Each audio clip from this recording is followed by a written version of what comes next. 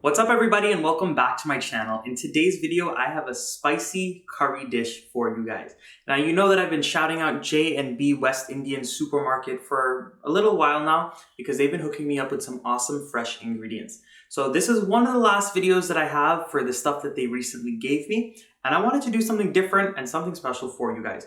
So in this video, I'm going to be doing some Karela curry with some shrimp in it. Now, a lot of you guys might be thinking, how do you curry a Karela? Or a lot of you guys might be turning your faces right now, because I know a lot of people do not like Karela. But I'm one of those crazy people that loves it. So I'm gonna turn it into a curry today, super rich with some coconut milk, lots of pepper, and we're just gonna throw some shrimp in there just to, do a little something fancy with it. So if you guys are into Karela, or if you wanna see how to make something new, please keep on watching. So we're going to start by prepping all of the ingredients that we're going to need to make this Karela and shrimp curry today. So in my mortar and pestle, I'm going to crush some wiri peppers as well as some garlic cloves. Now these wiri peppers I got at J&B Supermarket, and if you guys shop there and get your wiri peppers there, they come in a large package in the frozen section, and honestly it's great because you keep these in the freezer and they stay so long. And once you get that garlic and pepper crushed, you're going to start to prep your Karela. So basically what I've done here is I've cut off the stems or the ends of the Karela, and now I'm just going to cut it in half all the way down so this way I can expose the seeds and the membranes on the inside.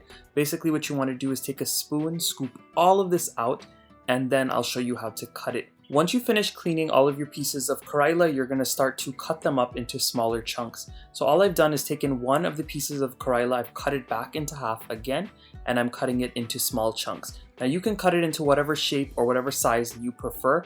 I like to keep it a little chunky just because Karela is something that if you overcook it, it will get very mushy and it won't have a very nice mouthfeel to it when you're eating it. And I just wanted to let you guys know that once you're done chopping up your Karela into your chunks, you're going to want to go ahead and wash out the pieces just a little bit so this way you can get any debris or anything off of it before we begin to cook.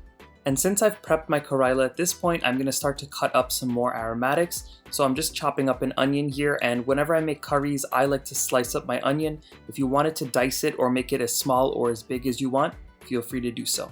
And once you finish chopping up that onion, it is time to go ahead and make the curry paste or the base for this Karela curry. So in a bowl here, I'm adding in that crushed garlic and pepper that we had prepared earlier. And into the garlic and pepper, I'm going to go in with my spices. I have some roasted ground geera, also known as cumin. I also have some homemade masala, and if you want to see that recipe, I'll have it linked in the description box down below.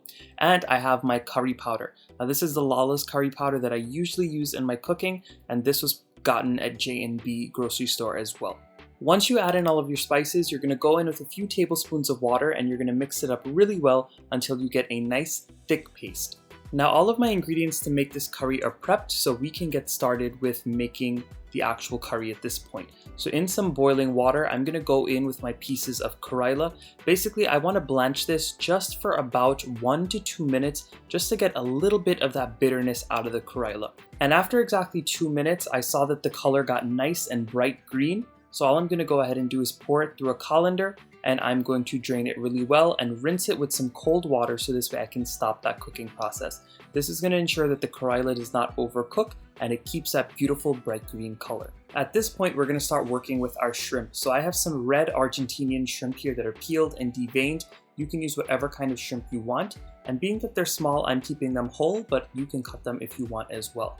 Now what I'm doing is I'm going in with some garlic powder, some black pepper, as well as some onion flakes, some dried onion flakes. And if you wanted to use any fresh seasonings on this, like green seasoning, feel free to do that as well. And I'm going to mix this up really well, and there's no need to marinate it, we're just going to start cooking right away. Now into my pan, I'm going to heat it up on a medium to medium high heat, and I'm going to go in with a few tablespoons of oil. You can use olive oil or whatever type of oil that you wish. And then once the oil heats up, you're going to go straight in with those seasoned shrimp that we just seasoned before. Once you add them in, you're going to saute them for just about 1 to 2 minutes, or until the shrimp starts to cook and all of that water from the shrimp is released and dried back up. This literally takes about 1 to 2 minutes because shrimp does not take long to cook at all. And once all of that water is released from the shrimp and it dries back up, you're going to remove the shrimp from the pan and transfer it into a bowl or a plate and leave it until we are ready to add it in at the end of the curry. And once you remove your shrimp from the pan, you're going to add in a few more tablespoons of oil, and once that heats up, you're going to go in with your curry paste that you just made. So once you go in with that curry paste, you're going to stir fry this and saute it for about 5 to 6 minutes or until the oil releases back from the spice mixture and that spice mixture gets a little bit drier and grainy. Now this is what my spice mixture looks like after cooking for exactly 5 minutes in that hot oil. As you guys can see, the oil has started to release. You see it forming all on the sides of the pan. So at this point, I'm going to season it with a little bit of salt just so we can start bringing those flavors out from this curry paste.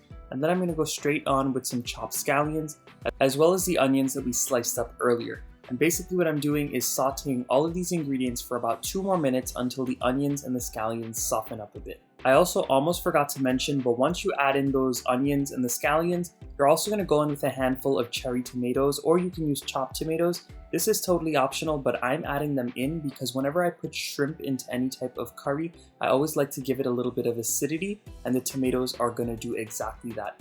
And you guys will see that after about 2 minutes, all of those little cherry tomatoes would have popped and cooked down, and the onions have gotten a little bit tender as well. So what I'm doing now is I'm going to go in with my steamed Karela that we had done before, and I'm going to blanch this or saute it with all of those spices for about 2 to 3 minutes or until those spices get to sear onto the Karela really well. So it's been 2 minutes at this point and the Karela has sauteed and married really well with all of those spices. So at this point, I'm going to go on with a little bit of coconut milk. Once we add in this coconut milk, we're going to go in with a little bit of water. We don't want this to be a super wet curry, and we're just going to cover it and allow it to steam or cook down until the Karela is nice and tender. And this is what my Karela looks like after about 10 minutes of cooking with that coconut milk and water. So at this point, it is perfectly tender to my liking. You cook it however much you want to. And then I'm going to go in with all of my shrimp. Now basically once you stir these shrimp in, this is only going to take about 1 to 2 more minutes just to allow the shrimp to marry with all of those flavors and for them to finish cooking totally. And after about a minute or two, the last step is to garnish with some chopped green onions or scallions. And if you wanted to, you could also add in some green seasoning at this time just to finish off the entire dish. But once you give it a taste for salt and adjust any seasonings that you wish, it is ready to serve. Now, if all of you amazing people enjoyed this video today, don't forget to smash that thumbs up button and go ahead and subscribe to my channel if you are not subscribed yet. Remember, if you click that bell notification icon, you will be notified every time I post one of my newest videos. And of course, drop those comments down below and let me know what I should make you guys next. Bye everyone.